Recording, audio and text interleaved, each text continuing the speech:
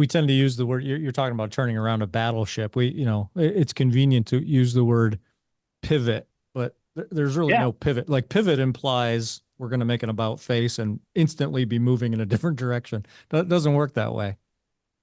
One of the things, I mean, we're doing combination studies. And so, part of that turning that battleship has to do with, engaging with the rest of the oncology community. No company has all the products that could be combined in the future to define the new standard of care. So one of the key elements of, I think, success is to actively be out there looking for collaborations with the other companies who have innovative science. Mhm. Yeah. All right. One last question about losing, and then we'll talk about winning. Turn it into a happier conversation. When you do have to fold, when you do have to lose, what's your best advice on doing that smartly? Like, Yeah. there's a right way to do it and a wrong way, and there's probably a whole lot of in between. But what's your advice on the Yeah, right no, way?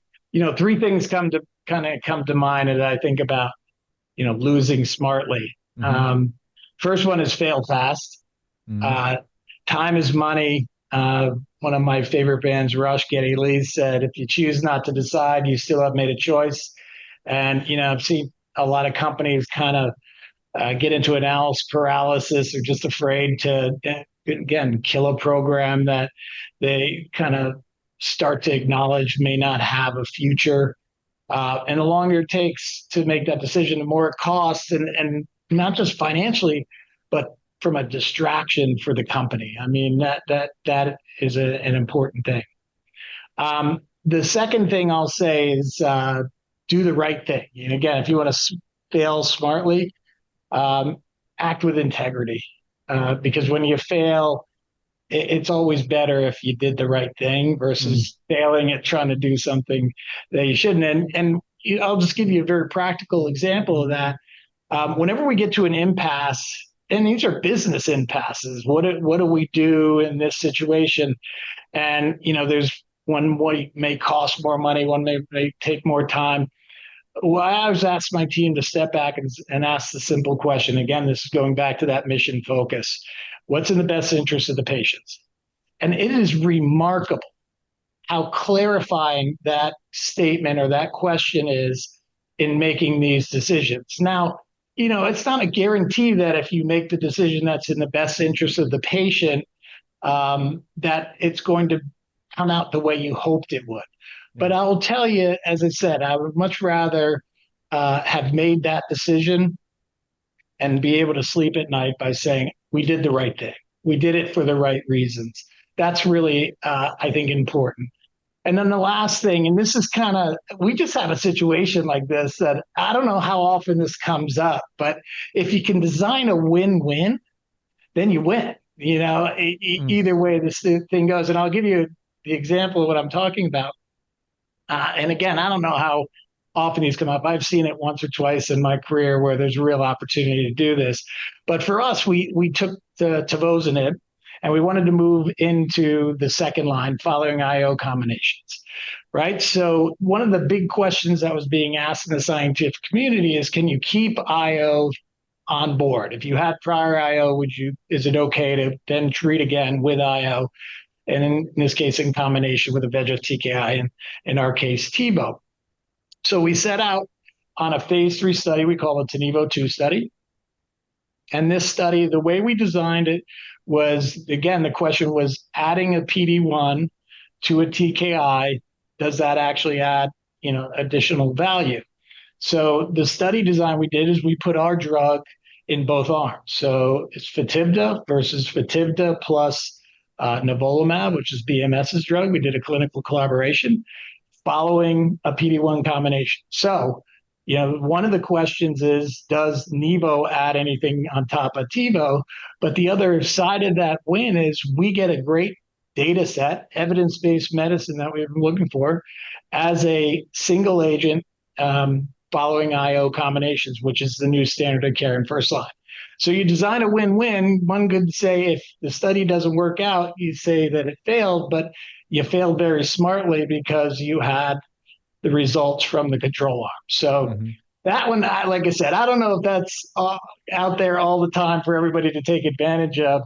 But be creative and try to think out of the box. Thinking of win-wins is, it's Yeah. a lovely place to be. Yeah. Engineer yourself and design yourself into a win, in other words. Exactly. Yeah. Very cool. Um, yeah, now we'll turn the tide here and talk about winning. We just talked about commercial failures and some of the things that cause them. The last time you and I had a chance to catch up, I remember you telling me that you do not like to follow the quote unquote commercial playbook. Like if you went to Bill Belichick and you said, you don't need that. You don't need that playbook. Throw that out the window. Let's just play football. He'd look at you like you had three heads.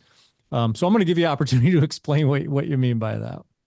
Sure. So just to familiarize listeners, commercial playbook, there's literally, you can buy them from consulting groups and they're about 4 inches thick and they have every single thing you're supposed to do when you launch a book. It's very prescribed when you launch a drug. It's Hmm. very prescribed. I believe personally that the commercial playbook has become a bit bloated. Um, and it's almost the 80-20 rule. You're going to have certain things that are going to give you huge return on investment or huge bang for the buck. And then it's going to just continue to get diminishing returns as you continue to spend money. And I honestly think one of the things, at least what we've kind of tried to embrace in a small biotech, is let's be as efficient with our spend. So again, just spending towards the whole commercial playbook, probably not going to be able to afford it, and you're going to certainly waste quite a bit of money. And I think that's one of the challenges that some of the pharma companies have, is that they end up spending because that's the way we've always done it. Hmm.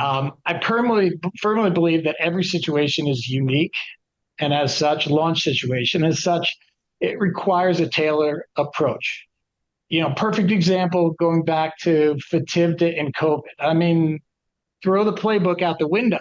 How do you launch a product when you can't actually um, get in contact in person with your customers? And that's been the model for 100 years. Yeah. And now all of a sudden, there's no personal contact with your customer. What do you do then? Well, look, we had already had this kind of mindset that every situation is unique. So as we were faced with that, we found it kind of second nature to say, let's build a tailored plan to launch in COVID. And I think that served us well, as evidenced by the recognition we got as one of the best launches of the year. So, that's what I mean by don't, you know, the playbook is not something that you want to rely on. But now let me just say this. I don't want to completely dismiss the value of a launch playbook, because I will tell you personally, and I expect this of my teams, is to look through the playbook and make sure you're not missing something. That's, Mm. to me, the value of the playbook is there's, again, I mentioned it's incredibly complex launching in pharmaceutical in the US in particular. And if you miss a critical item, you will pay for that down the road. So the playbook is not the here's all we're going to do, but it's let's make sure we're doing the stuff we're supposed to do. That's the way I look at it. Yeah. Yeah. In keeping with my probably bad football analogy, I dropped Bill Belichick's name. I don't even know what he's doing these days, right?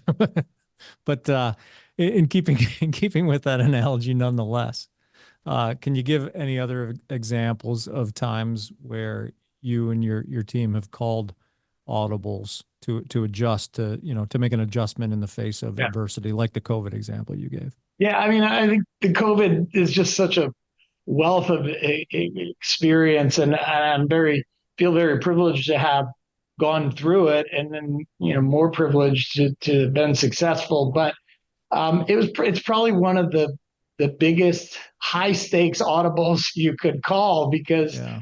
gosh, we were deciding whether we were going to launch this product ourselves. I mean, that was an important decision, and it certainly would have been easier just to hand it off to a big pharma company. But we were committed to building a world-class oncology organization. In order to do that, you get to launch products.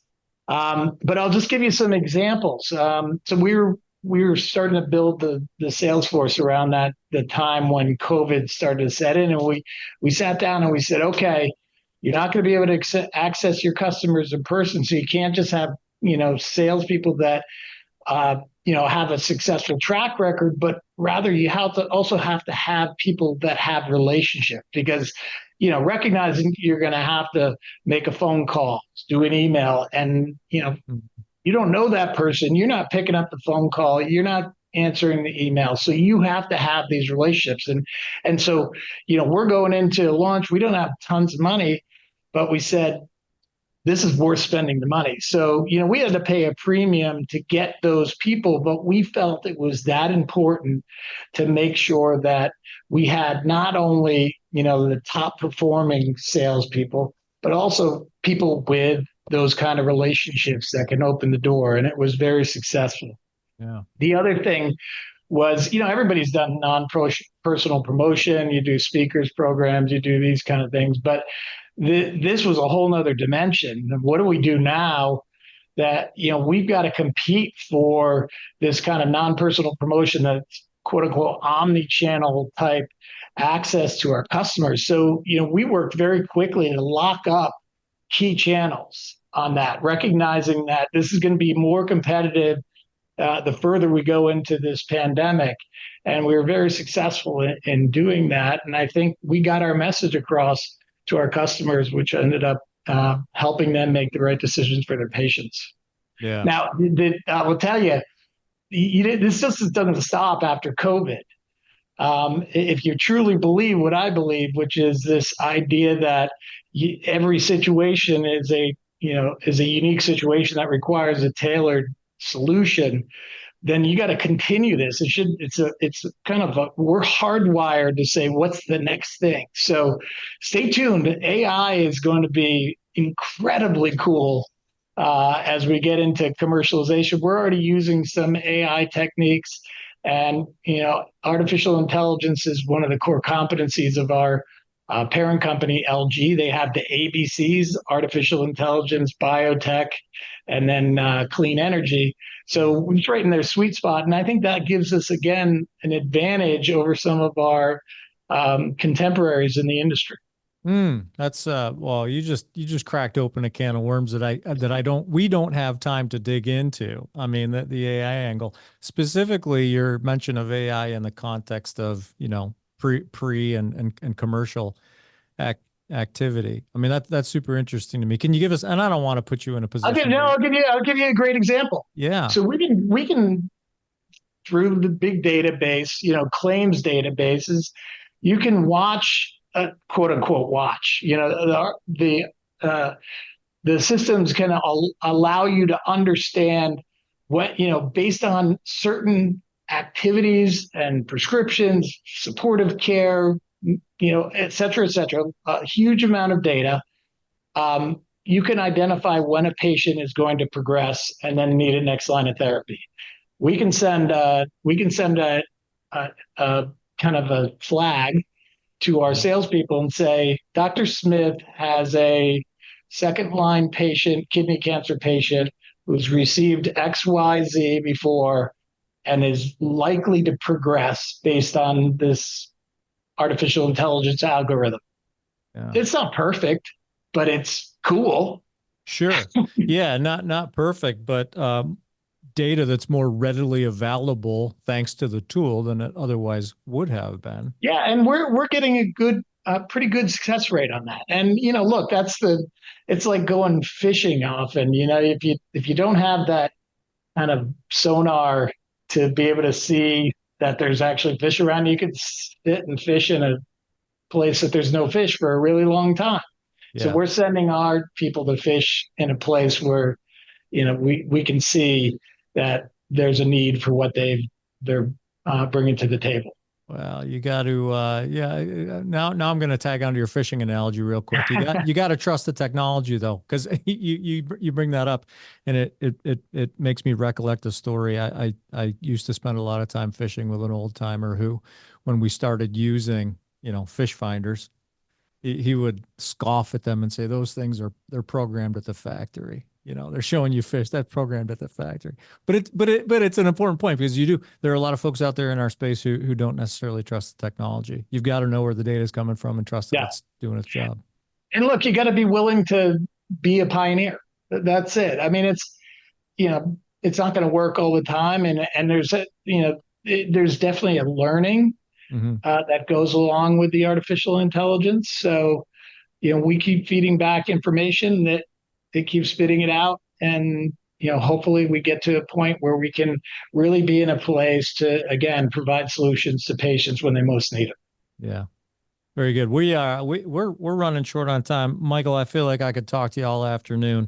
So I'm going to ask you a few more questions and wrap things up here. I want to make sure I give you an opportunity to tell us what's coming down the pipeline there at AVEO.